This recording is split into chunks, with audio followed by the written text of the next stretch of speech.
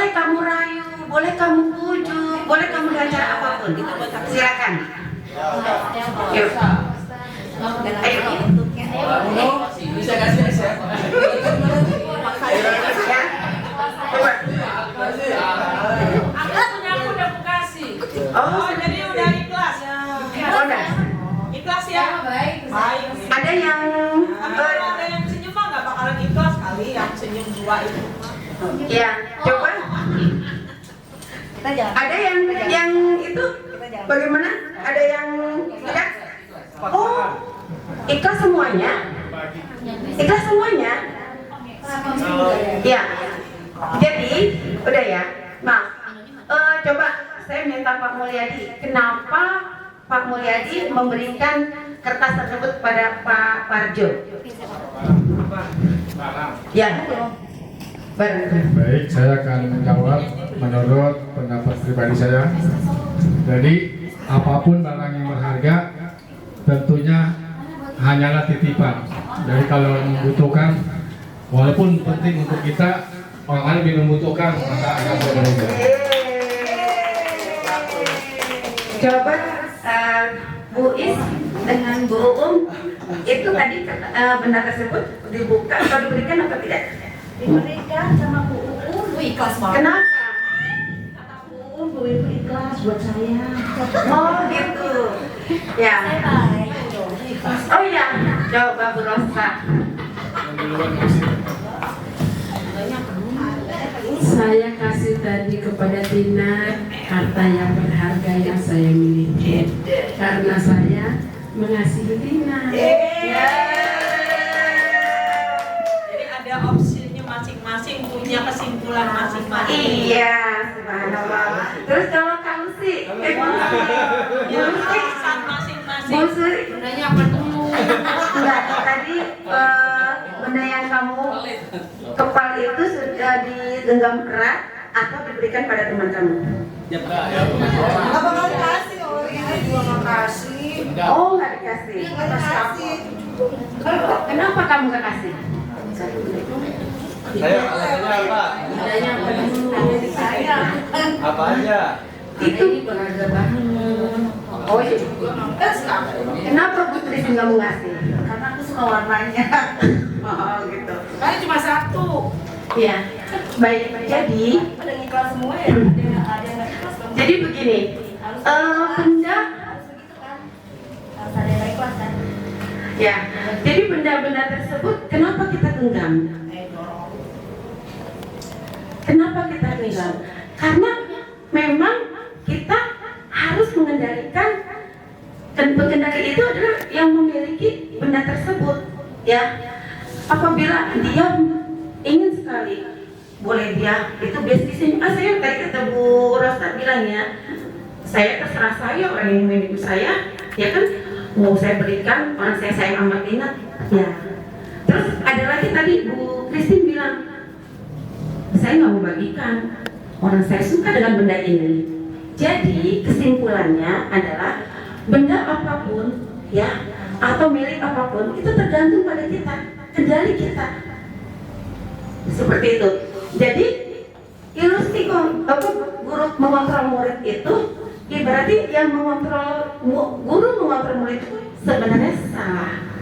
Yang benar adalah murid itu sendiri yang mengontrol dirinya. Seperti itu. Jadi terus ilusi bahwa semua penguatan positif efektif bermanfaat, dia dibikin dibujuk, dirayu, diapain, itu tuh enggak kena gitu. Karena di satu sisi murid itu punya kendalinya sendiri, dia punya kebebasan sendiri, punya pendirian sendiri, punya prinsip sendiri. Seperti itu ya. Next, Bu Riris. Nah, di sini kita akan mengubah paradigma dari stimulus respon ke teori kontrol. Nah, stimulus respon, realitasnya kebutuhan kita tuh sama. Benar gak sih kebutuhan kita sama? Belum tentu kebutuhan kita sama. Kebutuhan ibu dengan saya mungkin berbeda. Beda. Ya, berbeda-beda. Ya, terus sama. Misalnya Bu Lucy melihat saya A, bisa jadi ibu melihat saya bisa A sampai Z, seperti itu. Dia memiliki prinsip atau pemikiran yang pikiran saya punya hak untuk berpendapat. Misalnya si Marina seperti ini, bisa jadi Bu Tina menilai saya, oh seperti ini dari A sampai Z, seperti itu. Nah, perilaku buruk dilihat sebagai satu kesalahan atau semua perilaku memiliki tujuan. Maksudnya gini, perilaku buruk dilihat sebagai suatu kesalahan. Artinya, misalnya dia ada anak terlambat sekolah, ya, yang artinya anak tersebut sudah udah melanggar peraturan, ya, berarti dia bisa jadi ada asumsi perilakunya buruk, nggak bisa disiplin, tidur sekitar rumah, banyak bermain gadget misalnya. Tapi kita harus mengontrol diri kita untuk tidak menjadi seperti itu. Nah, bagaimana? Semua perilaku mempunyai tujuan. Kita harus bertanya dulu, mengapa nak kamu terlambat? Seperti itu. Jadi kita diharapkan untuk selalu mengontrol diri kita untuk bersikap atau menjadikan pandangan kita ke murid itu jangan menjas gitu loh, seperti itu. Nah, kita harus benar-benar paradigma kita dirubah agar kontrol kita juga terkendali, seperti itu. Next please.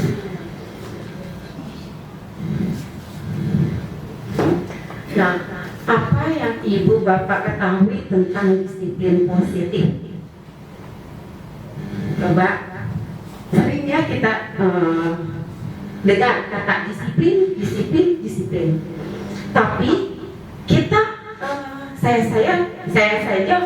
jujur ya, oh ternyata disiplin positif. Ternyata ada dua kata gitu yang harus sekarang kita akan lakukan, yaitu tentang disiplin positif. Nah, sebelum saya mau lanjutkan, saya mau tahu dong apa sih yang dimaksud disiplin positif itu? Ada yang tahu di sini? Ya? Ada yang tahu, ibu-ibu? Coba. Mungkin punya prasangka yang baik mungkin ya. Kenapa dia terlambat misalkan seperti itu. Jadi kita nggak bisa ngejudge, oh dia salah gitu, bukan seperti itu. Ya. Ada lagi? Silakan. Apa itu disiplin positif? Baik, berkenaan dengan disiplin itu artinya kan kita harus melakukan sesuatu sesuai jadwalnya, sesuai dengan aturannya. Nah, kemudian yang di sini adalah disiplin positif berarti kan melakukan sesuatu yang baik-baik. Iya, jadi menurut saya adalah melakukan sesuatu sesuai dengan aturan, sesuai dengan timbang rasa hati nurani kita, seperti itu. Ya, tepuk tangan dong buat Bu. Ya, coba Bu Umairah. Kalau menurut saya disiplin, kalau dengar kata disiplin itu artinya kita mematuhi tentang aturan yang sudah ditetapkan dalam suatu lembaga atau satu sekolah misalnya. Dan positif, kalau kita gabungkan dengan disiplin positif, mungkin kalau saya mungkin begini, kita boleh memberikan pendekatan dengan siswa untuk mereka mematuhi peraturan yang ada di sekolah tanpa kita harus memberikan imbalan atau tanpa kita harus memberikan iming-iming kepada siswa tersebut. Ini loh, nanti kalau kamu disiplin, kamu akan diberikan ini. Mungkin seperti itu. Jadi kita memberikan pendekatan kepada siswa untuk mereka menjadikan karakter yang disiplin tanpa memberikan iming-iming kepada siswa itu sendiri. Itu kalau menurut saya. Ya, tepuk tangan buat Bu Umairah. Ya, kita lihat ya. Coba tulis. Ya. Apa sih disiplin positif? Nah, kalau yang di atas itu adalah disiplin arti sesungguhnya ya. Disiplin yang berasal dari bahasa Latin, ya, yang artinya belajar. Nah, sedangkan yang di bawah ini adalah disiplin positif yang merupakan salah satu cara penerapan disiplin yang bertujuan menumbuhkan kesadaran serta memberdayakan peserta didik tanpa imbalan, penghargaan atau reward. ancaman ataupun hukuman. Iya, betul sekali Bu Umairah. Tepuk tangan buat Bu Umairah. Subhanallah ya. Ya, sebagai pendidik, tujuan kita adalah menciptakan anak-anak yang memiliki disiplin diri sehingga mereka bisa berperilaku dengan mengacu pada nilai-nilai kebajikan universal dan memiliki motivasi intrinsik bukan ekstrinsik. Next. Nah, di sini adalah ada nilai-nilai kebajikan universal, ya. Nah, di Indonesia ya. Nah, nilai-nilai universal, nilai-nilai kebajikan universal itu nilai yang disepakati, nilai yang disepakati bersama tanpa memandang agama, suku, ya, bahasa maupun latar belakangnya. Ya, di sini jadi kita di Indonesia ini punya dasar nilai-nilai di sini, yaitu kita udah termuat dalam nilai-nilai profil pelajar Pancasila yang sama kita ketahui ya. Poin-poinnya adalah beriman bertakwa kepada Tuhan Yang Maha Esa dan berakhlak mulia, mandiri, bernalar kritis, berkebinekaan global, bergotong royong dan kreatif. Sedangkan ini adalah contoh nilai-nilai kebajikan dari suatu organisasi. Ya, next. Terus yang selanjutnya adalah apa sih kebutuhan dasar manusia? Nah, coba kebutuhan dasar manusia apa? Saya mau tanya dong dari Bapak Ibu, kebutuhan dasar itu apa? Coba. Pak. Makan. Sandang, pangan, papan. Sandang, pangan, papan. Terus lanjut. Mau ada berapa banyak? Ya, menurut Bapak Ibu kan? Istirahat, Refreshing. lalu yang kedua, yang ketiganya itu istilahnya apa ya?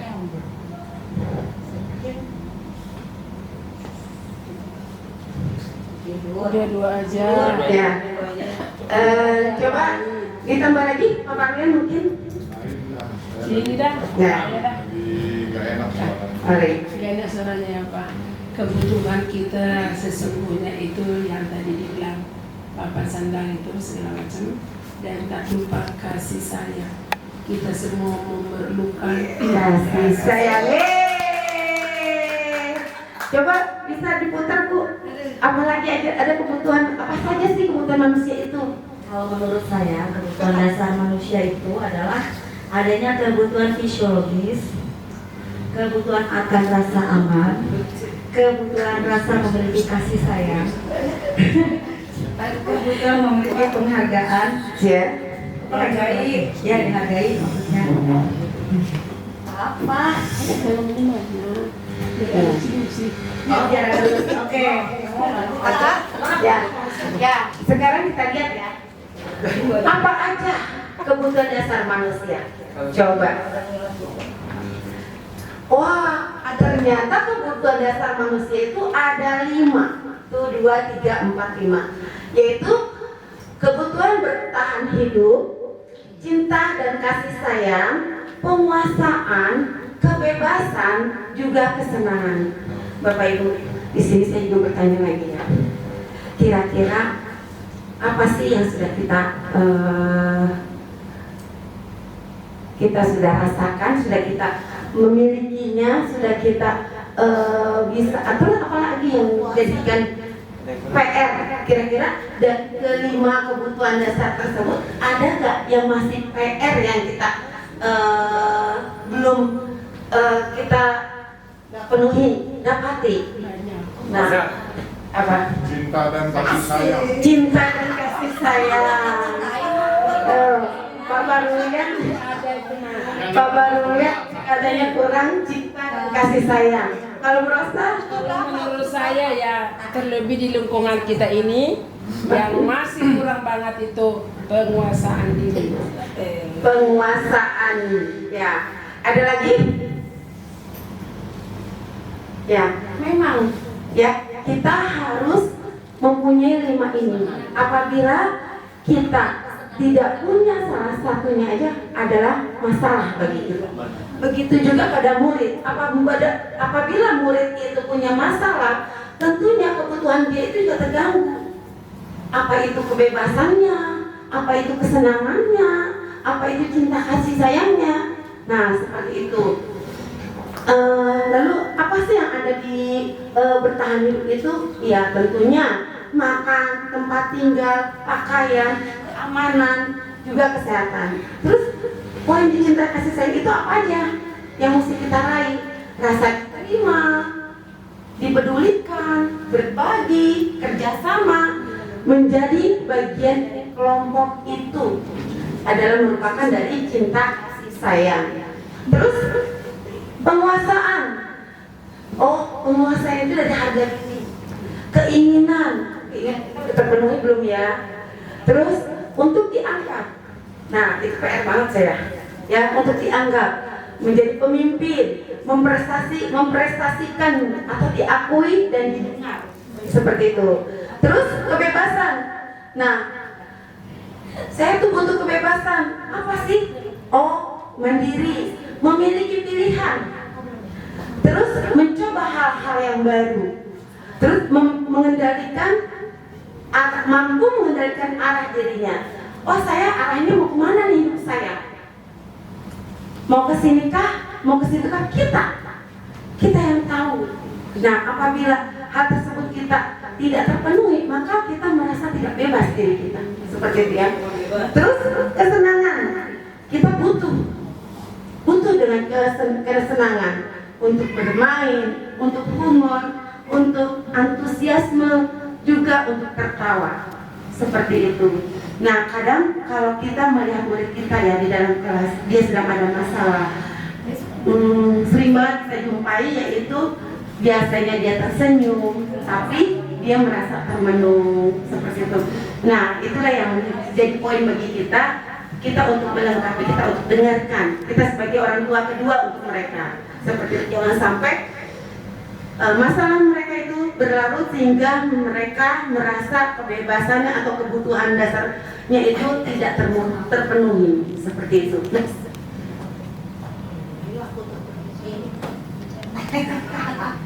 Nah, motivasi perilaku manusia. Bapak Ibu, sebelum kita masuk ke motivasi perilaku, apa sih motivasi itu? Coba. Motivasi itu apaan? Semangat. Motivasi itu Berikan Dorongan, semangat, spirit. Terus? Ya. Motivasi perilaku manusia ini tercermin pada diri kita ya harusnya.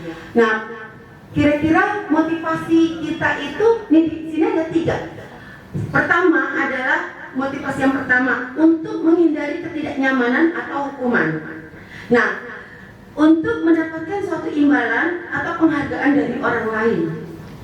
Nah, ini adalah 1 dan 2 ini adalah merupakan motivasi kita dari eksternal. Ya, sedangkan untuk menjadi orang yang mereka inginkan dan menghargai diri sendiri dengan nilai-nilai yang mereka percaya. Mudah-mudahan kita yang ada di sini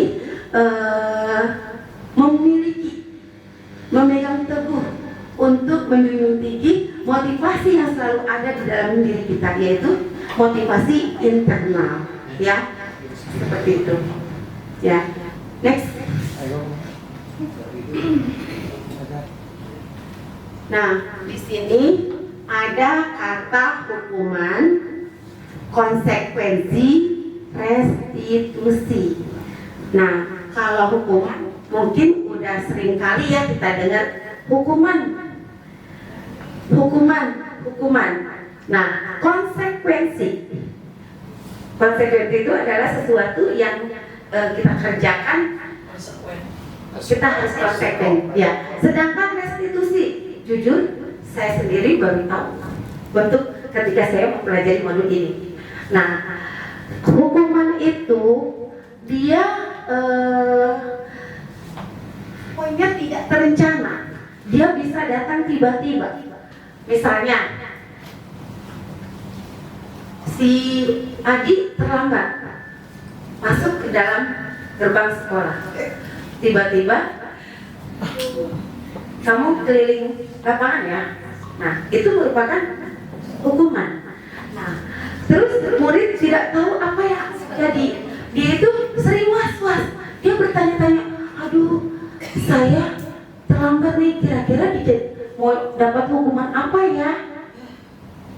Seperti itu.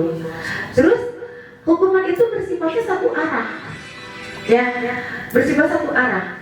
Dan hukuman juga berupa bisa jadi fisik atau psikis, seperti itu. Nah, terus kalau konsekuensi itu biasanya konsekuensi itu sudah terencana atau sudah disepakati. Misalnya kamu bawa air, nah air itu tumpah, berarti konsekuensinya bagaimana? Mengelap. Nah, terus misalnya kamu mematahkan pensil temannya, terus pensil itu kira-kira apa konsekuensi? Nanti atau menyerut kembali, seperti itu ya. Nah, murid tetap dibuat tidak nyaman, ya. Kalau konsekuensi masih murid tetap dibuat tidak nyaman. Lalu sikap guru selalu monitor murid, ya. Nah, sedangkan restitusi itu proses untuk menciptakan murid memperbaiki kesalahannya. Nah, itu juga proses kolaboratif yang mengajarkan murid untuk mencari solusi untuk masalah yang mereka hadapi. Next, seperti itu. Nah, di sini ada ini ya. Jika kita melakukan hukuman, ada identitas gagal. Nah, sedangkan kalau kita itu apa konsekuensi terus itu adalah identitas sukses. Nah, seperti hukuman, suatu yang menyakitkan harus terjadi. Benar gak sih Bapak Ibu kalau hukuman itu? Benar gak? Ya, sesuatu yang menyakitkan pasti harus terjadi. Ya, coba aja misalnya fisik ya, misalnya maaf, ketika kita melihat merasakan dihukum itu luar biasa sakit, apalagi kalau misalnya disuruh push up. Kalau gerakan push up tidak benar, nah pastinya dia akan tersakiti, seperti itu. Nah, tidak nyaman untuk murid atau jangka waktu panjang. Misalnya gini Bapak Ibu, maaf ya, di jangka panjang itu, misalnya dia sampai udah tua atau udah berkeluarga, tahu gak, saya tuh lagi SD, saya pernah loh dihukum sama Bu Marlina. Saya tuh terlambat baru 2 menit di keliling lapangan, misalnya. Saya pernah loh sama Bu Marlina nggak nulis PR, disuruh keluar ngerjain PR, atau saya suruh nulis 1 halaman penuh. Nah, itu tuh bakal jadi cerita, bakal jadi trauma tersendiri, seperti itu. Nah, sedangkan konsekuensi sesuatu yang harus terjadi, tidak nyaman untuk murid anak untuk jangka waktu yang pendek, karena dia begini. Saya pernah loh ngelap ketika air itu tumpah dulu, tapi udah cuma segitu doang gitu loh. Tidak seperti jasnya ketika kita melakukan hukuman. Nah, sedangkan restitusi itu merupakan pilihan. Karena apa? Karena kita itu mengajak anak untuk ketika dia melakukan kesalahan, mau gimana ini? Anak, kamu sudah melakukan ini, kira-kira apa ya yang harus kamu perbaiki gitu. Ada 2 arah di situ. Next. Nah, ini dampak dari hukuman konsekuensi restitusi. Nah, tentunya dampak dari hukuman ini pastinya negatif ya. Misalnya kalimatnya seperti ini. Awas kalau dilakukan lagi ya, nanti awas. Nah, kalau konsekuen, lakukan apa yang saya katakan. Nah, dan kalau positif, apakah hal ini yang sesungguhnya ingin kamu lakukan. Nah, seperti itu. Jadi penekanannya itu juga beda. Seperti itu ya. Next.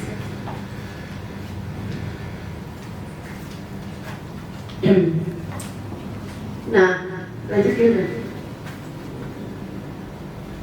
Nah, kira-kira Bapak Ibu, apa sajakah 5 posisi kontrol guru di sini? Kira-kira sebagai apa saja kita? Masih ada yang ingat 5 kontrol guru? Ya Pak Haji, kira-kira 5 kontrol guru itu apa saja? Penghukum. Terus membuat rasa bersalah. Membuat rasa bersalah. Kemudian ada teman, ada pemantau, dan ada manajer. Iya benar. Ya, posisi kontrol guru itu ada sebagai penghukum, ada sebagai pembuat rasa bersalah, ada sebagai teman, ada sebagai pemantau, ada juga sebagai manajer. Nah, coba kita renungkan, kira-kira kita di posisi yang mana ya? Ya, hanya kita yang tahu. Bismillah, mudah-mudahan di Kalideres 07 ini guru-gurunya sudah tidak ada yang seperti ini, penghukum. Saya yakin guru-guru SDN Kalideres 07 adalah guru-guru yang baik yang sudah melaksanakan namanya apa? Kita sebagai apa? Apa Bu yang Pancasila? Oh, sekolah apa? Bukan. Oh iya. Ya, sekolah Robaropeum Pancasila. Ya, coba next. Nah, di sini ada saya contoh penerapan 5 posisi kontrol guru. Nah, kita mengajak Bapak Ibu ya. Di sini ada kasus Adi terlambat datang ke sekolah. Nah, di sini sebagai guru, sebagai penghukum yang memiliki kontrol gurunya sebagai penghukum, bisa dicontohkan kira-kira karakter siapa ya? Dia itu nada suaranya tinggi, bahasa tubuhnya matanya melotot, dan jari menunjuk atau menghardik. Kira-kira siapa yang mau memberikan apresiasi?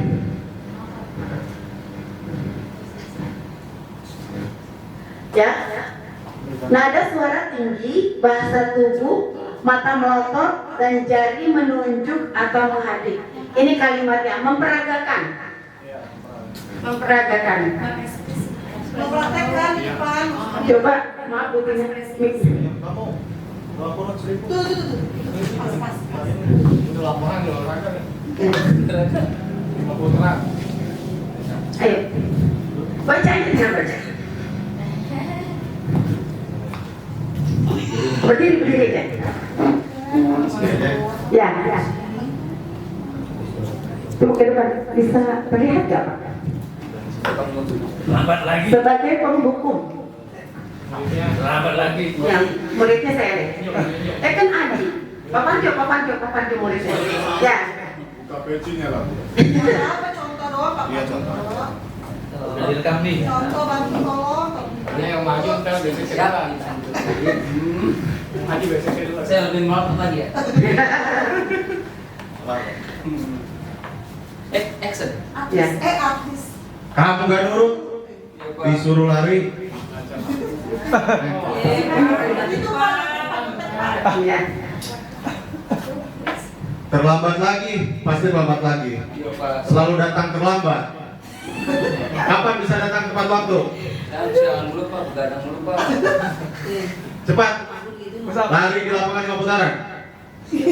Iya. Tepuk tangan. Ya. Di sini ada itu ya. Jadi itu tipe guru yang suka menghukum. Nah, di sini ada membuat merasa bersalah. Nah, Ibu benar-benar kecewa sama terima kasih Bu Rizky. Itulah menjadi dia terus merasa merasa memberikan dengan nada-nada seperti itu, merasa membuat rasa bersalah. Next. Ya, yang ketiga, ya, kontrol guru sebagai teman. Nah, cirinya dia ramah, akrab, dan bercanda. Bahasa tubuhnya merapat pada murid, matanya tersenyum dan jenaka. Kira-kira yang merasa murid itu merasa sama murid itu bisa menjadi teman. Kira-kira itu siapa? Ya, kira-kira siapa ya? Betul. Ya. Ya. Ya, silakan Bu. Udah sama. Ayo, Bu Yum tolong. Beda mana? Yang ketiga. Udah, lagi nasihatin. Sendiri. Boleh ganti nama. Adi siapa? Saya mau ini saja. Perkenalkan, nama saya Mawar. Kita mau ganti patur aja. Patur. Ya. Patur. Ayolah, bagaimana sih kamu? Kemarin kamu sudah janji loh sama ibu. Kenapa kamu terlambat lagi? Bangunnya kesiangan, Bu. Emang jam berapa sih tidurnya? Jam 11. Aduh, mau disentil apa mau dicubit? Gak mau dua-duanya, Bu. Gak mau? Ya udah duduk ya. Tapi janji ya, besok tidak boleh terlambat lagi ya. Sekarang boleh duduk di tempat kamu ya. Iya, tepuk tangan. Makasih Bu. Nah, sekarang yang jadi pemantau, nada suaranya datar, bahasa tubuhnya yang formal. Nah, ya silakan Pak Haji Tugiman. Ya. Pamulanya pamul. Pamulanya. Ya. Oh, dibantu kamu. Baca. Lu kayak Tatarno, batu-batu mulu. Aduh, ingat banget deh. Ya. Dibantu ya. Sebagai pemantau. Ini nadanya suara datar, bahasa tubuhnya yang formal. Lina, Iya Kak. tahukah kamu jam berapa kita mulai? Oh kok. Kamu terlambat 12 menit. Apakah kamu sudah mengerti konsekuensi yang harus dilakukan bila terlambat? Paham Pak, saya harus tinggal kelas ya Pak ya. Tinggal jam istirahat Pak maksudnya. Nanti ada mengerjakan tugasnya pasti saya ketinggalan juga ya Pak. Ya, benar. Nanti pada saat jam istirahat, kamu harus tinggal di kelas untuk menyelesaikan tugas yang tertinggal tadi. Saya tunggu. Ya, terima kasih Pak. Nah, tepuk tangan buat Pak Mo. Ya, yang terakhir adalah sebagai Ya, next. ya posisi guru sebagai manajer. Nah, di sini nadanya suara halus, nada suaranya tulus, bahasa tubuhnya tidak kaku, terus mendekat pada murid. Ya, saya minta Ibunda Wahyuni.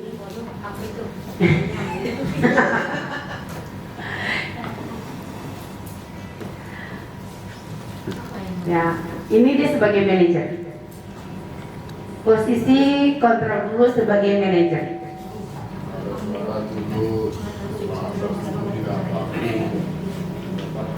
Sini Bu, dekat.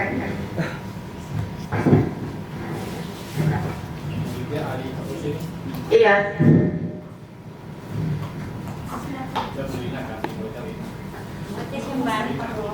Muridnya di mana lagi?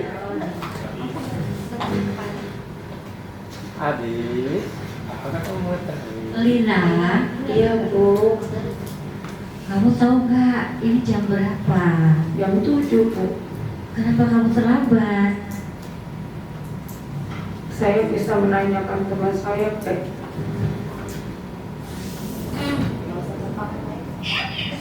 Ya, silakan. Kenapa kamu terlambat? Tadi saya bangun kesiangan Bu. Lina, lain kali kalau tidur sorean. Jadi supaya bangunnya bagian. Jam berapa kamu tidur? Jam 10 Bu. Besok jam 8. Ayo.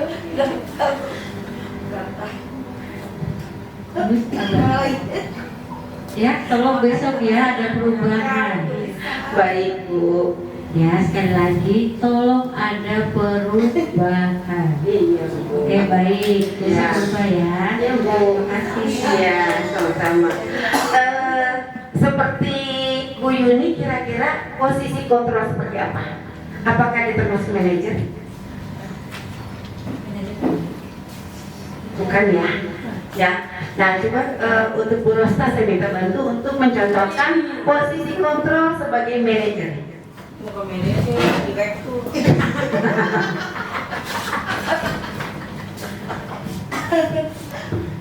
Ya, di sana dulu.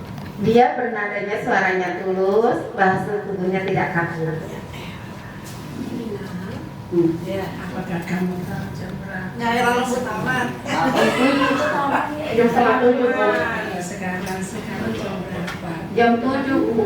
Lihat, sudah nggak ada di lapangan. Semua sudah masuk. Ya. Baik. Bisa kita. Ya, Jadi kamu terlambat, kira-kira bagaimana kamu akan memperbaiki masalah ini? Iya. Nanti saya satu akan mengerjakan tugasnya ke Karyawannya Yusuf. Ya. Ya Bu. Maaf ya Bu, saya akan hadir tepat waktu besoknya. Baik, itu bisa kamu lakukan. Apakah besok akan ada masalah untuk kamu agar bisa hadir tepat waktu ke sekolah ya? Ya Bu. Baik, saya hargai usahamu. Saya lihat besok tidak terlambat lagi. Ya, terima kasih Bu. Ya, ya tepuk tangan untuk kita semuanya.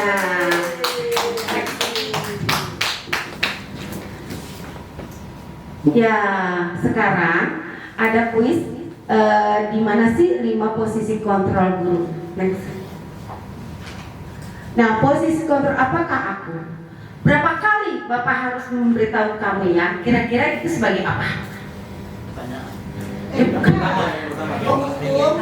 Yang tadi kan kita ada berapa tadi? Ada 5 ya. Nah, kalau kalimatnya seperti itu, berapa kali Bapak harus memberitahu kamu ya? Sebagai apa? Sebagai apa? Penghukum. Nah, berapa? Oh, yang tadi Bu Riris tolong diulang. Nah, ada sebagai yang tadi Bu Riris. Yang 5 itu.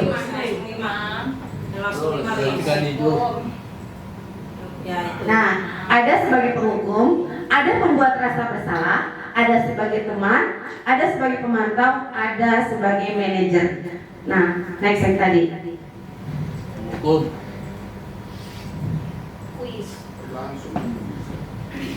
Nah, Ya, next. lanjut. Next.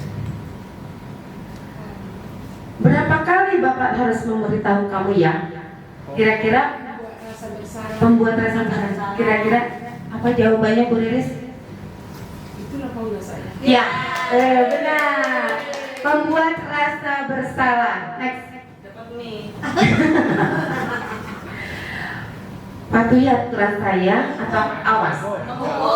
Penghukum. Coba jawabannya apa Bu Riris? Iya, penghukum. Sekali lagi. Oh ya, jika kamu meyakininya, apakah kamu bersedia memperbaikinya? Manajer, coba Bu Riris. Iya. Iya, alhamdulillah udah pada pintar semua ya. Next ke materi berikutnya, please. Nah, ntar kita bicara.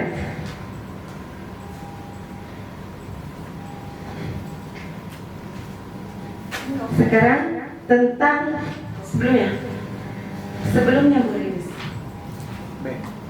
Terus, nah, materi selanjutnya adalah keyakinan kelas. Mengapa sih keyakinan kelas?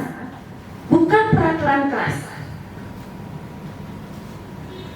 setelah kita udah bahas dari sekian materi, kenapa adanya keyakinan kelas atau kesepakatan kelas bukan peraturan kelas? Ada yang bisa membedakan antara keyakinan kelas atau peraturan kelas?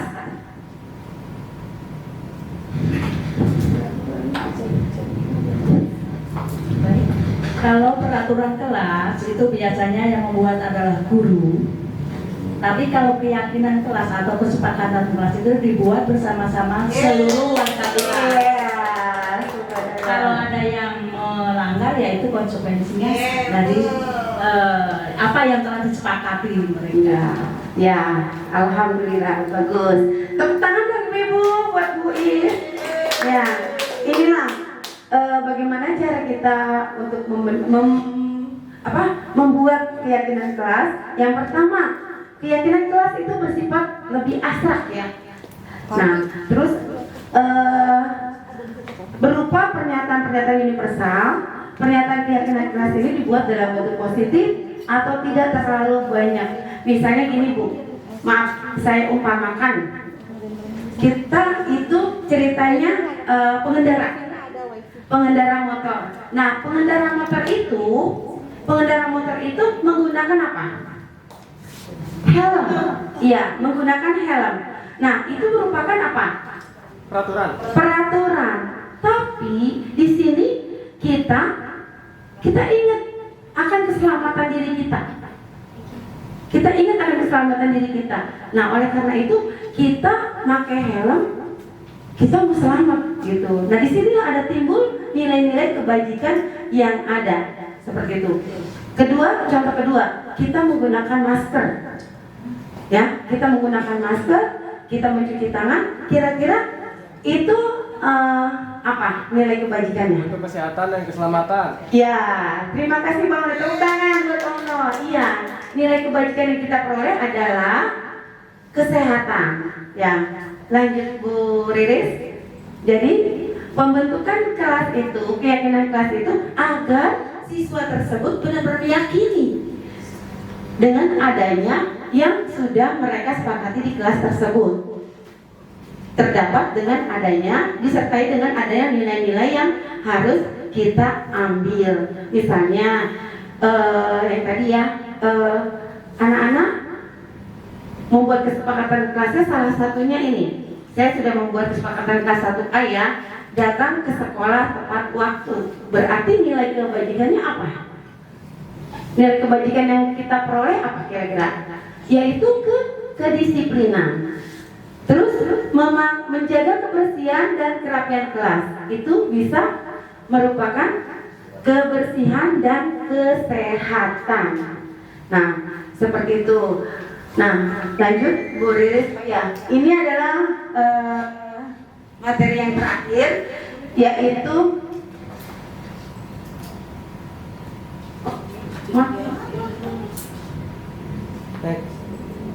yang sebelum itu. Tadi dulu. Restitusi. Ya, yang terakhir adalah segitiga restitusi. Apa sih segitiga restitusi itu? Segitiga restitusi itu adalah suatu proses dialog yang dijalankan oleh guru agar dapat menghasilkan murid yang mandiri dan bertanggung jawab. Nah, di sini kita mencari suatu menyelesaikan satu permasalahan.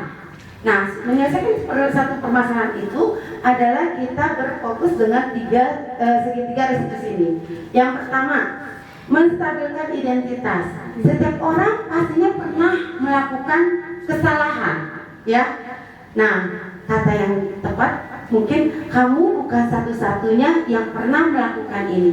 Jadi kita itu menstabilkan identitas anak. Yang kedua, validasi tindakan yang salah. Nah, kamu tentu punya alasan mengapa melakukan itu. Adakah cara yang lebih efektif untuk mendapatkan apa yang kamu butuhkan? Nah, yang terakhir adanya menanyakan keyakinan, ya. Keyakinan kelas apa yang telah kita sepakati.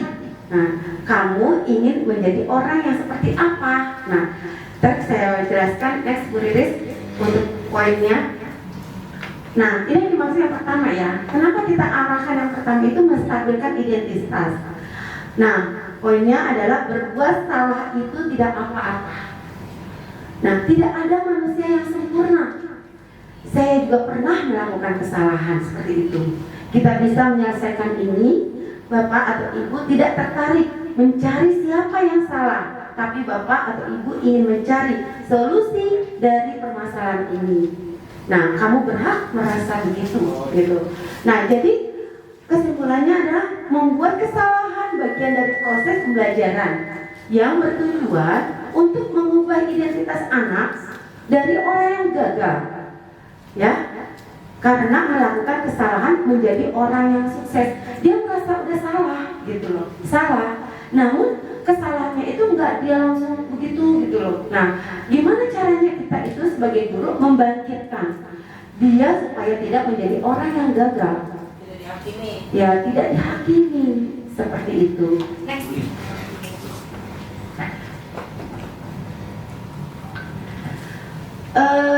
Memvalidasi tindakan yang salah. Nah, memvalidasi tindakan yang salah, maaf Bapak Ibu, saya minta perhatiannya lagi ya. Nah, padahal kamu bisa melakukan yang lebih buruk dari ini. Nah, kamu pasti punya alasan mengapa kamu melakukan ini. Kamu patut bangga pada dirimu sendiri, nak, gitu. Nah, ini semua ya, yang kesimpulannya dari sini, setiap tindakan kita dilakukan dengan suatu tujuan, yaitu memenuhi kebutuhan dasar. Jadi kita itu dari tindakan yang ini, yang salah ini, kita mencari kira-kira kebutuhan dasar apa yang tadi dia sudah merasa hilang, apa kebebasannya, apa kasih sayangnya, itu. Seperti itu. Next, please.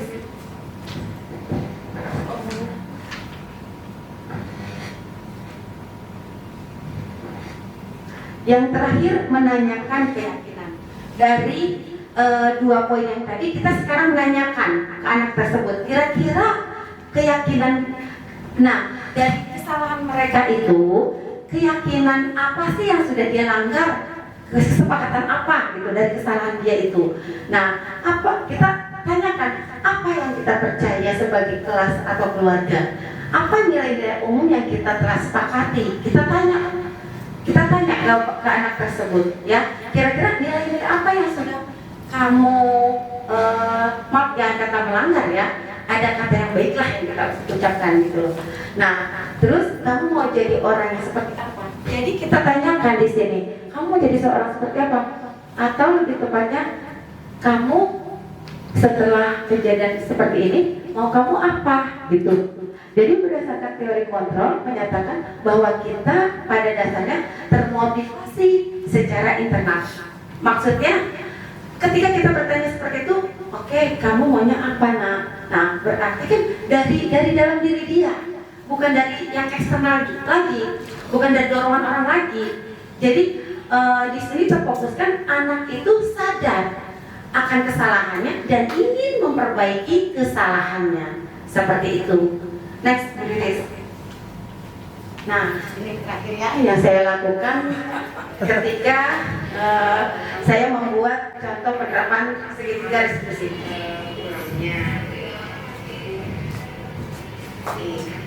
Itu lihat hari ini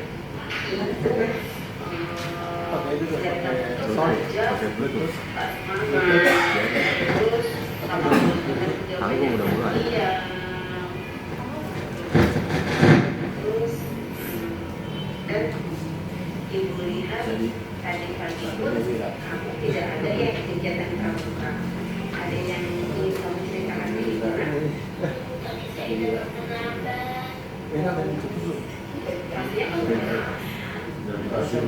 Nangis ya?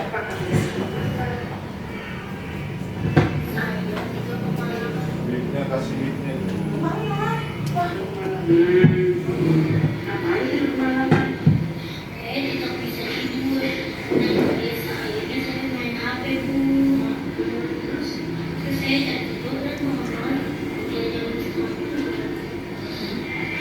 Saya tadinya dia tidak mau sekolah, tapi kalau kuliah dia nilainya tidak apa. Oh gitu. Terus sekarang apa? Merasa bersalah.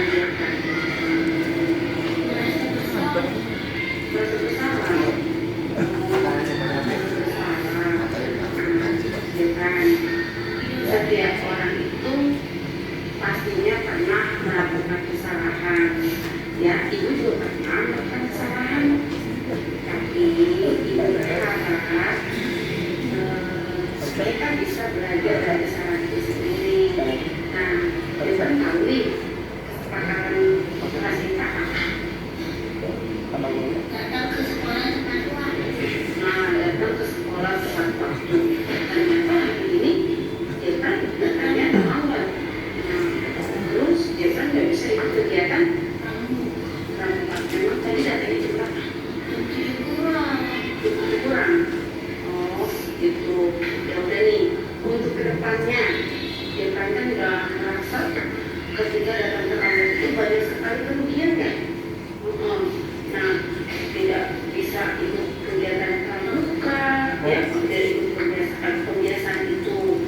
Nah, ibu berharap Jepang tidak mengulanginya lagi. Coba Jepang itu apa?